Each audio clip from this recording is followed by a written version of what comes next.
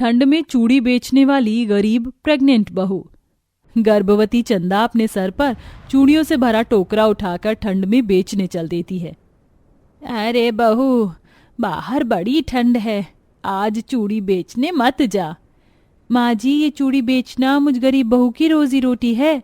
ये कहकर उस कड़ाके की ठंड में भी वह गरीब गर्भवती बहू घर बैठने की बजाय चूड़ियां बेचने निकल जाती है। चूड़ी ले लो, चूड़ी, लाल पीली चूड़ी, सतरंगी चूड़ी, सावन की मन भावन चूड़ी। तभी उस गरीब गर्भवती बहू को आवाज लगाता देखकर द्वार द्वार से चूड़ी खरीदने के लिए औरतों की टोलियां बाहर निकल आती हैं और हेमा नाम की औरत सबको बुलाती है। हरी रुक्मणी, ललिता, राधा, कंचन, देखो आ गई हमारी चूड़ी वाली। अरे चंदा, आज कौन से रंग की चूड़ियां लाई है? चंदा उन्हें चूड़ी दिखाने लगती है। ये देखो दीदी, आज सारी चूड़ी एकदम फैंसी हैं, वो भी कांच की। तभी ललिता कंचन को लेकर आती है। उनमें से सबके तन पर गर्म मखमली शॉल स्वेटर था, सिवाय उस गरीब चूड़ी वाली के। अरे ओ चंदा, हमारी नई नवेली दुल्हन के लिए कोई चटक रंग की चूड़ी तो दिखाओ। जी दीदी, चूड़ी वाली कंचन के रूप को ताक कर बोली। इनकी हथेली पर ये लाल चूड़ी खिलेंगी और इनके पियाजी के मन को भी भाएंगी। आप बातें बड़ी मीठी करती हैं।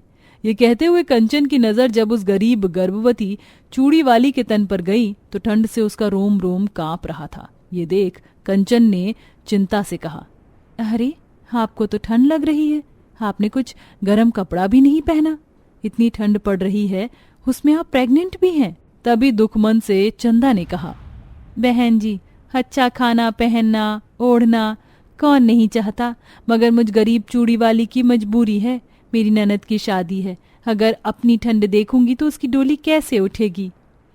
उस गर्भवती चूड़ी बेचने वाली बहू का दुख देखकर सभी की आंखें भर आईं।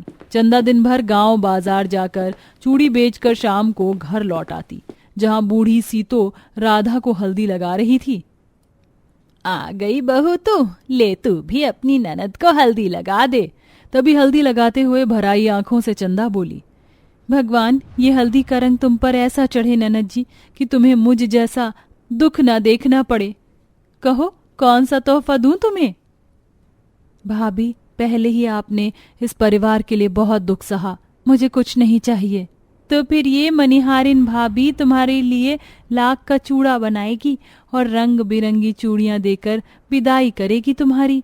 उसी ठंड में चंदा आंगन में कोयले की आग सुलगाकर लाख पिघलाकर चूड़ी बनाने लगी। तभी चूड़ी बनाते हुए उस गरीब बहू का दुख से भरा मन बीती बातों में खो सा गया। मनिहारे का भेष बनाया, श्याम चूड़ी बेचने आया। मनिहारे का भेष बनाया, श्याम चूड़ी बेचने आया। अरे चंदा बहू, तू यहाँ इतनी ठंड में बाहर बैठकर चूड़ी बना रही है। इस साल अक्टूबर से ही भयंकर ठंड हो रही है, अभी तो अगहन पूस की ठंड बाकी है। तेरी पहले की बनाई चूड़ी ही ज्यों की तो टोकरे में धरी है। हम गरीबों के घर चूड़ी खरीदने आता कौन है भला? तू क्यों मेहनत में झोंके बैठी है खुद को? ये चूड़ी मैं अपने आने वाले बच्चे के लिए बना रही हूँ माँ जी। हर लड़की हुई तो ये रंग बिरंगी लाख की चूड़ी पहनाऊंगी, और अगर बेटा हुआ तो ये कड़े। चंदा एक बड़े गरीब घर की बहू थी, जहाँ सास ससुर ननद और पति है। उन सबका जीवन उस कड़ाके की ठंड में एक टूटी फूटी कुटिया में बड़ी कठिनाइयों में कट रहा है। इतने में उदास मन से किशन घर लौटता है। जी आ गए आप? क्या बात है जी, बड़ी चिंता में दिख रहे हैं। तभी दुखमन से किशन ने कहा, चंदा मालिक ने मुझे काम से निकाल दिया। लेकिन क्यों जी? अरे वो रघु है ना, वो मजदूरी की आड़ में घपलेबाजी करता था और बोरी के बोरी सीमेंट दूसरों को बेचता था। मैंने उसे धमकाया तो उसने उल्टा मेरा नाम ले दिया। मालिक ने पिछले 2 दिन की दिहाड़ी भी नहीं दी और मुझे काम से भी निकाल दिया। तभी बूढ़ी सीतो रोते हुए बोली, उस रघु ने गरीब के पेट पर लात मारा है, भगवान उसके पेट पर लात मारेगा। एक तो इतनी गजब की ठंड है, ऐसे में काम छूट गया। एक ही तो कमाने वाला था इस परिवार में, अब घर कैसे चलेगा। माँ रो मत, वरना तबीयत खराब हो जाएगी। जैसे तैसे ठंड में 2 दिन रूखा सूखा खाकर बीतता है, मगर अब दाने दाने के लाले पड़ चुके थे, जिसे देख चंदा चिंता में आ जाती है। सुनो जी, घर में बनाने को अब एक भी दाना नहीं है, बाबूजी को क्या बना कर दूं? मैं काम ढूंढने जा रहा हूँ चंदा, देखता हूँ। किशन भूखा प्यासा सड़कों पर काम के लिए भटकने लगता है। 2 दिन बीत जाते हैं। किशन खुद को इन हालातों के लिए जिम्मेदार मानने लगता है, जिस मारे वह भी बिछौना पकड़ लेता है। ऐसे में घर की जिम्मेदारी उस गरीब बहू पर आ जाती है। सीतो, अरे अब मैं नहीं बचूंगा, अब तो राम जी मेरा बेड़ा पार लगा दे। अजी ऐसा ना कहो। इसके बाद चंदा टोकरी की धूल झाड़कर उसमें अपनी पहले की बनाई लाख की चूड़ियां भरकर ठंड में बेचने निकल जाती है। अरे बहू, बाहर ठंड इतनी पड़ रही है और तू चूड़ी बेचने जा रही है। तू पेट से है बहू, तुझे पता है ना। जानती हूँ माँ जी, मगर इस वक्त आप सब मेरी जिम्मेदारी हैं। ये कहकर चंदा चूड़ी बेचने निकल जाती है। बाहर कड़ाके की ठंड पड़ रही थी, पूरी सड़क पर ओस जमी हुई थी। ऐसे में उस गरीब गर्भवती बहू के शरीर पर एक गर्म कपड़ा भी नहीं था। चूड़ी ले लो चूड़ी, रंग बिरंगी सतरंगी चूड़ी, सावन की मन भावन चूड़ी। तभी मंडली बनाए कुछ औरतें बैठकर आग ताप रही थीं। बहन जी चूड़ी ले लो, बड़ी सुंदर चूड़ी है, कहो तो दिखाऊं। तभी ललिता चूड़ी पर एक नजर मारकर बोली, हाँ ये तो लाख की चूड़ियां हैं, आज के जमाने में इन चूड़ी को कौन पूछता है, हमें नहीं चाहिए। इसके बाद गर्भवती चंदा फिर से चूड़ी से भरी टोकरी सर पर उठाए उस भयंकर ठंड में बेचने के लिए आगे बढ़ गई।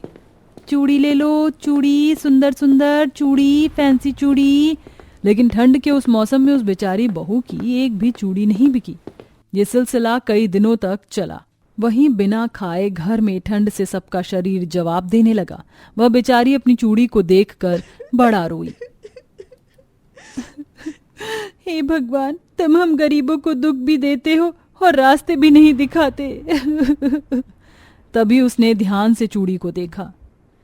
शायद लोगों ने लाख की चूड़ियों का मोल खो दिया है। मुझे उस जमाने के साथ चलना होगा और कुछ ऐसा सोचना होगा जिससे इस ठंड में मेरे परिवार का पेट भी भर सके और मेरी लाख की चूड़ी भी लोगों को भाए। उस दिन चंदा ने दिन भर ठंड में बैठी अलग अलग डिजाइन की लाख और कांच दोनों की ही चूड़ियां तैयार की। लाख पिघलने के बीच कई बार उसके हाथ लाल पड़ जाते, पर अगले दिन फिर से वह चूड़ी बेचने गई। चूड़ी ले लो चूड़ी, सुंदर सुंदर चूड़ी। भगवान, आज तो बहुत ही ज्यादा ठंड है, दिन का दिन दिखाई नहीं दे रहा कुहासे से। तभी औरतों ने उसकी चमकती चूड़ी देखी और दर्जन दर्जन खरीद लिए। इतनी ठंड में भी मेरी चूड़ी हाथों हाथ बिक गई। उस दिन उस प्रेग्नेंट बहू के गरीब परिवार ने भरपेट खाया। अब तो वह ठंड में आग जलाकर आधी रात तक चूड़ी बनाने में बिताती और सवेरे बेचने जाती, जिसमें उसकी सास ननद भी लग गई और औरतों में उन चूड़ी की चाहत बढ़ती गई। साथ ही राधा की शादी भी लग गई।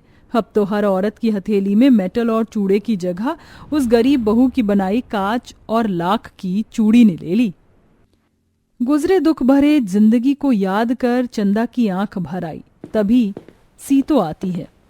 चंदा बहू, इस ठंड में बहुत परीक्षा दे दी तूने, अब अपने शरीर को आराम दे, वरना 9वां महीना है। बहुत किया तूने हमारे लिए।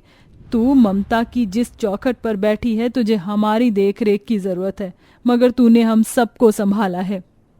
माँ जी, शायद वो ठंड के दुख भरे दिन नहीं आते तो मैं फौलाद की तरह नहीं बन पाती। इन चूड़ियों ने मुझे अपनी एक अलग पहचान दी है।